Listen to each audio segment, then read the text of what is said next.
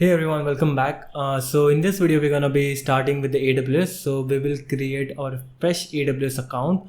So generally AWS gives us like 12 months free trial period, so you can experiment with different services and everything. So we will be doing that, and we will be doing our all the projects on AWS now. So I'm gonna show you how you can create your AWS account. Then we will create some of the S3 bucket and IAM role. I will explain you everything, and then we will do some projects in the future.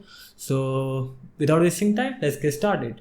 So the first thing you need to do is just go on Google and write AWS. So you will get the first link. Just click on the cloud service, Amazon Web Service, and you will get the AWS console. And on the AWS console, you need to go on to my account if you want, if you already have the account, or you will get the sign in, create new AWS account over here. Just click on the create new AWS account and you will be redirected to the sign up page. Now so once you're on the AWS sign up page, you need to just provide your email. So I'm gonna be writing my email, then you can provide whatever the password you want to give. Okay, so I will enter my password over here.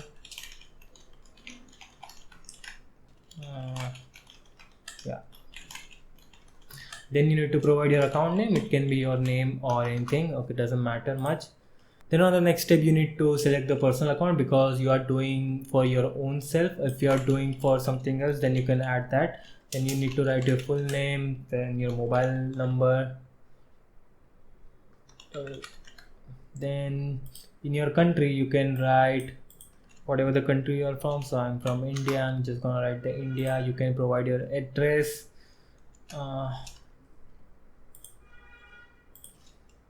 So I'm gonna just write my address, everything over here, and I'm just gonna click on the next step. Oh wait, yeah. Once you add your address, you just need to click on the next. So basically now you need to add your credit card and debit card information because the AWS needs to verify that you are the real user, and in case if you have to make any payment, they can easily do the transaction using your debit card or credit card. For the verification purpose, they will take your 2 rupees for now and they will refund you back those 2 rupees. So I'm just gonna add my debit card information over here. So once you add your debit card information and verify your mobile number, you will be able to complete your sign up. So you can just click on to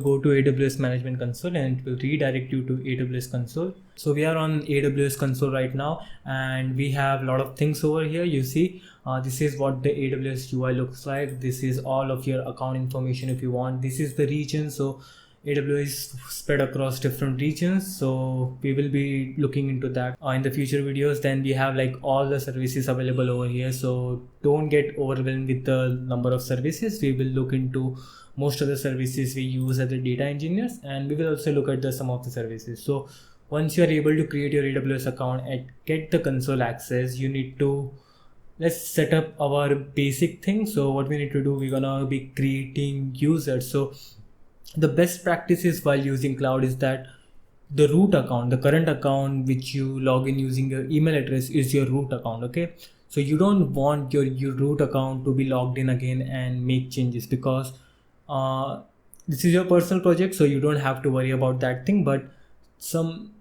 there might be some chances that your credentials might get leaked or something happens. Okay, and if the attacker gets your root access, then he might be able to play with a lot of services because root account has all the access.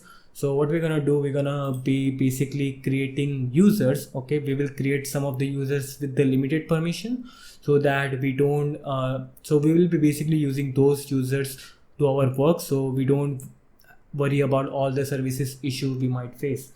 So I'm just gonna click on to go to IAM, Identity Access Management, where you can manage your users, and I'm just gonna click on the add users. So let it load.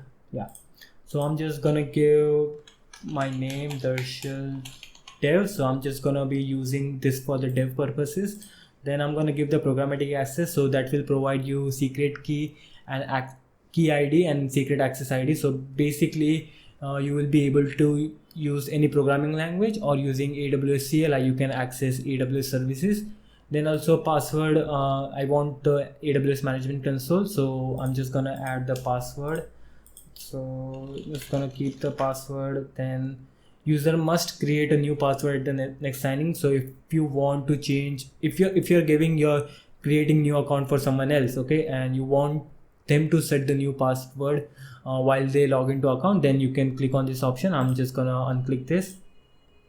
Then this is where you need to set the permissions of these particular users. So I'm just gonna give the admin access for now. So admin access is basically he will be able to do most of the things on the services. So he will be able to create resources, delete resources, and do all the other things. So this is the admin access. Then the tags, we don't have to worry about tags right now. We will look about tags in the future, so we are not going to worry about tags right now. So I'm just gonna click on the next review and create a user, and that will basically create our first IAM user. So this is my user, and you can download the CSV. This contains the access file. So this is your access key ID, that's fine, but this is your secret key ID, and this should not be shared with anyone, okay? So if you share it, then you might lose your AWS account. If someone finds out, he can play with the AWS account and do all the stuffs he might be doing. So I'm just gonna close right now. I've just downloaded the new credential, and you can download this credential once only.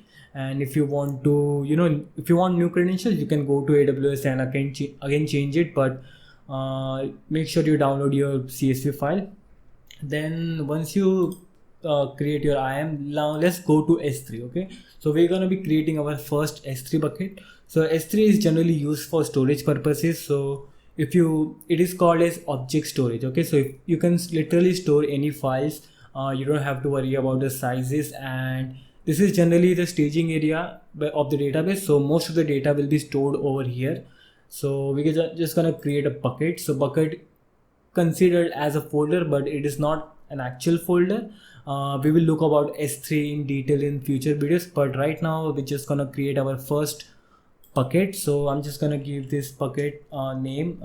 The bucket name should be globally unique. When I say globally unique, it should not be used anywhere. So let's say if I try creating bucket name test, okay, and I just try to create a test bucket, then it will give me that bucket with the same name already exists, because someone in the world somewhere might have created the bucket name test. Okay, so I'm just gonna give my name Tarshil test, and you can use hyphen between the words if you want. Okay, you can't have spaces. So the region, I'm just gonna select the closest region to my location. So it is Mumbai, but based on the location you can select any region you want.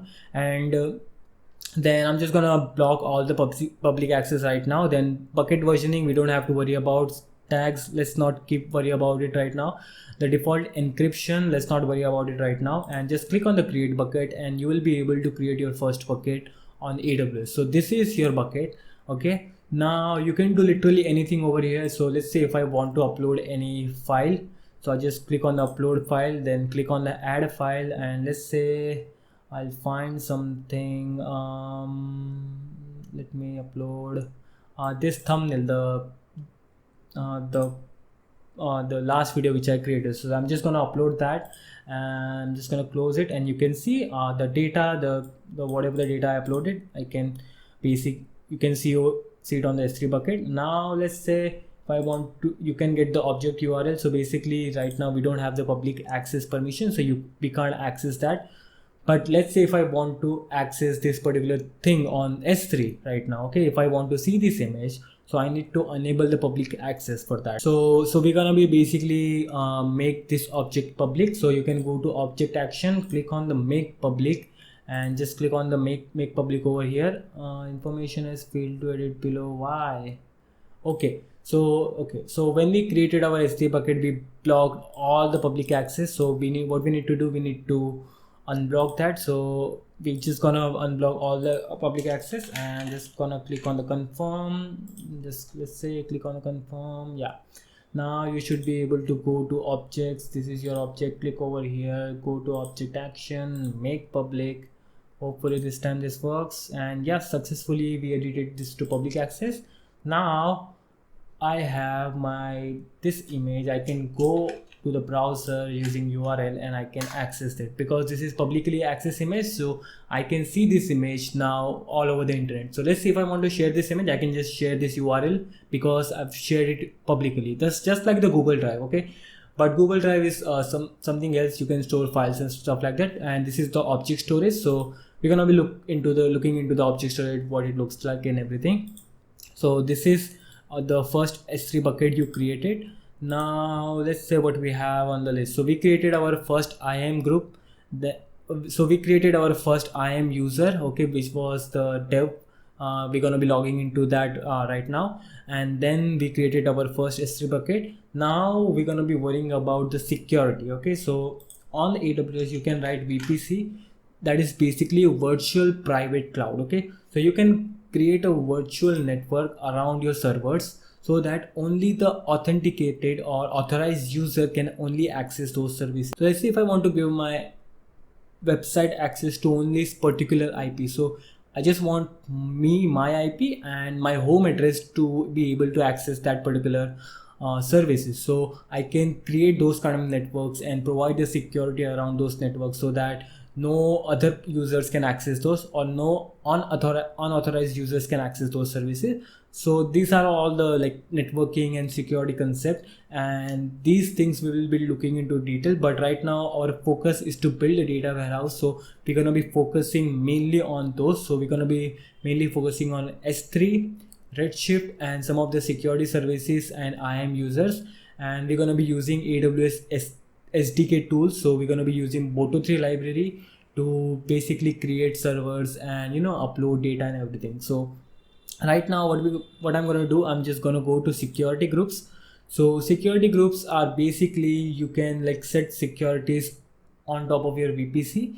So over here I can set the inbound rule. So what it means, the incoming traffic, you can set those particular rules. So let's say if I create the new security group, okay, don't get overwhelmed by all these things, just follow these steps with me, okay?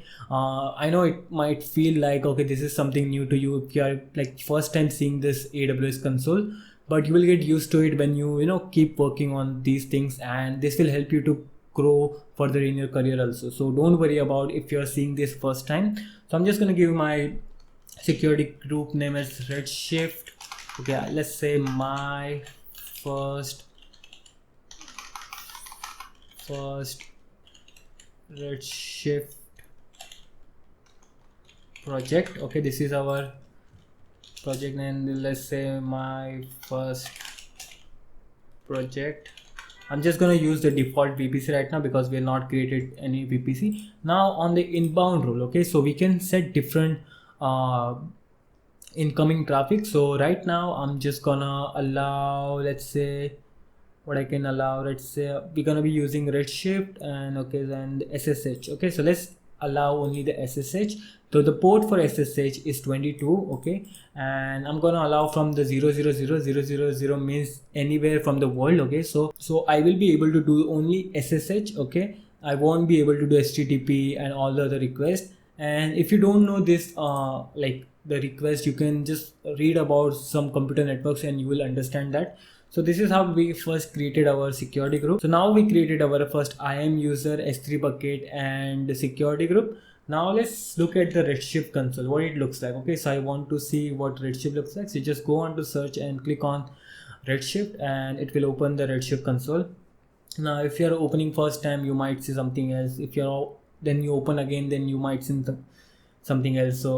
So right now, so if you're opening, so right now we can see the AWS Redshift console and this is what it looks like. Okay, so as you can see, this is generally a data warehouse. So you can just click on the create cluster and it will spin up multiple clusters. So we're gonna be doing these things in the future, so you can go ahead and try it, but right now just play with it and just see all the other options available over here, and you will be able to understand much things. And if you want to learn about Redshift, you can just go on to AWS console and AWS documentation and read about it to understand it better. I will also provide the resource for white paper of Redshift and S3 and all the other things, so you can go into the description and look into that so that you can understand it better. But we're going to be learning about Redshift in detail in this project series. So don't worry about it if you don't want to read it. So I'll be explaining you everything over there. So in the next video, what we're gonna do, we're gonna be understanding all the other things related to data warehouse. So we're gonna be understanding the cloud data warehouse versus on-premise data warehouse, and why we are using Redshift, what is the architecture of the Redshift, okay, how Redshift is faster, how it processes the queries, all the fundamentals information that are required for you to understand these things. So we're gonna be looking into the next video. So thank you for watching this video, and let me know what you think about this series in the comments. Thank you.